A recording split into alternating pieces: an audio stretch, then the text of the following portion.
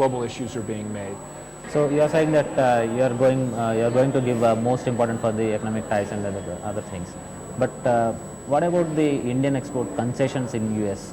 Well, I think, if you look at what's happened with our economic relationship, um, our bilateral trade has almost doubled over the past few years.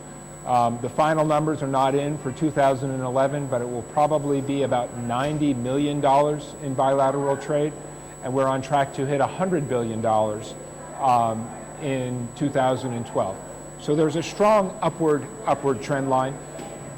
Importantly, it's a balanced relationship, and it's very important that both of our governments continue to work in our trade policy dialogue to preserve that openness and continue to expand opportunities. I don't worry at all about the Indian private sector or the American private sector, because our business people have a proven record of being able to develop opportunities. Our job in government is to listen to those private sectors, to hear what are the bottlenecks, and to figure out how we make those go away. In recent past, America is talking more about India and Pakistan economic ties. Yes. So would you explain that? Well, I think we are interested observers of the progress that has been made in the economic relationship between India and Pakistan. Ultimately, this is a process of normalization which will be driven by leaders in the two countries. But we strongly associate ourselves with the vision that Prime Minister Singh has outlined when he talked about breakfast in Amritsar, lunch in Lahore, dinner in Kabul. The idea of a wider economic region in which goods and capital and people are able to move freely. Just like in recent past, the Tri-Valley incident, most well, so many Indian students got trouble there. So how would you support them, Indian students particularly, like these incidents? We see the U.S.-India economic relationship as a critically important piece of our overall partnership. It's the reason that we established the U.S.-India Education Dialogue, chaired by Minister Sibal on your side, Secretary Clinton participating on the American side. So at the senior-most cabinet level, we have the Education Dialogue as a vehicle to identify the mechanisms to increase the level of economic and educational interchange between our two countries. The dialogue brings in the leaders of the most prestigious institutions in both of our countries, looking at both how to bring more Indian students to study in the United States and also how to bring more American students to study in India. Because one of the things that I can predict, I don't have a very good crystal ball, but one of the things that I can predict is that the India-US relationship is going to be of much greater importance to my kids than it was to me growing up in terms of how the India-US economic relationship is going to shape the global economy. So we view these economic partnerships as a way to build the software, the human infrastructure that it's going to take to drive our economic partnership. We want to make sure that when Indian students come to the United States, they're coming to legitimate institutions, and this has been talked about in the Education Dialogue. We also would like to identify mechanisms to expand the opportunities for American educational institutions. Apart from all these things, India's age-old aspiration to become a permanent member in US Council, Security Council.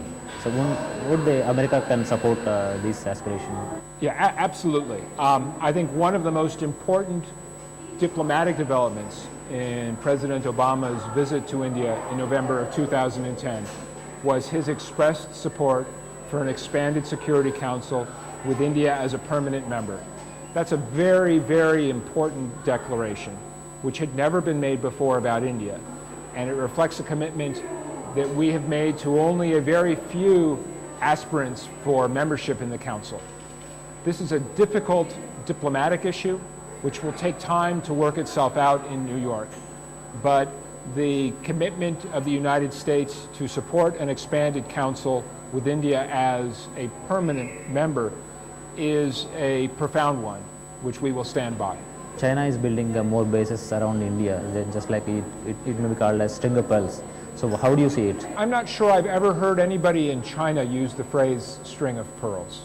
I think I would answer the question this way by saying it's very important for both India and the United States to have a clear understanding of China's intentions across the Indian Ocean region. That's one of the reasons that Secretary Clinton called for that trilateral dialogue that I talked about earlier in her speech in Chennai.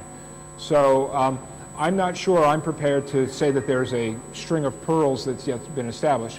Clearly, China, like India, is a rising power whose presence, both economically and militarily, is becoming more pronounced.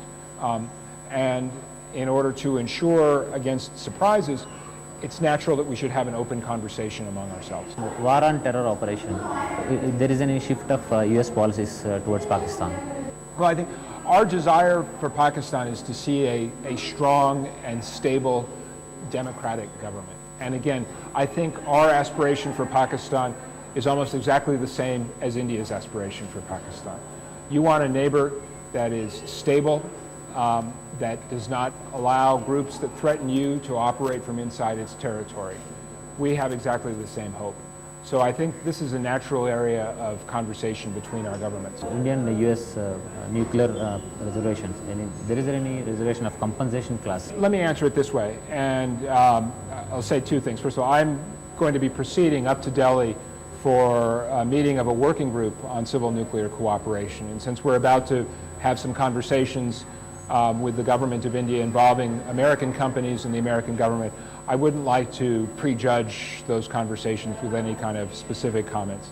I would simply note that for the United States, and I think for India as well, the civil nuclear agreement is critically important as both a symbol of our transformed relationship, but also as a means to help India to address its power requirements over the long term. We have heard Prime Minister Singh say that nuclear power is going to be an important part of India's energy mix over the long term. We hope very much that American companies can bring the benefits of their technology to that overall nuclear equation. And that's what we're going to be talking about when we sit down in Delhi. We had an experiences like Union Carbide and Bhopal, etc. Sir. As I said, we'll have some talks in New Delhi later this week. Thanks a lot. Sir. Okay, thank you.